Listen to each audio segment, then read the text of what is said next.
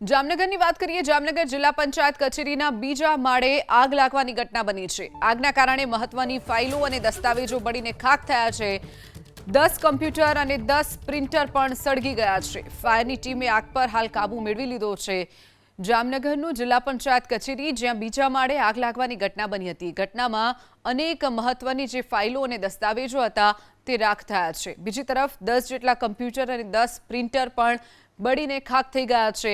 આગને કારણે મહત્વના જે દસ્તાવેજો હતા તે પણ બળી ગયા છે। તો ઘટનાની જાણ થતાં જ ફાયરની ટીમ ઘટના સ્થળે પહોંચી પાણીનો મારો ચલાવ્યો હતો। આગ અત્યારે કાબૂમાં આવી ગઈ છે, પરંતુ મહત્વના દસ્તાવેજો બળી ગયા છે।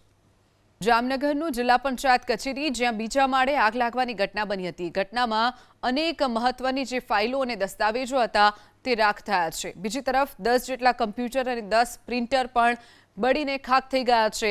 આગને કારણે મહત્વના જે દસ્તાવેજો હતા તે પણ બળી ગયા છે। તો ઘટનાની જાણ થતાં જ ફાયરની ટીમ ઘટના સ્થળે પહોંચી પાણીનો મારો ચલાવ્યો હતો। આગ અત્યારે કાબૂમાં આવી ગઈ છે, પરંતુ મહત્વના દસ્તાવેજો બળી ગયા છે।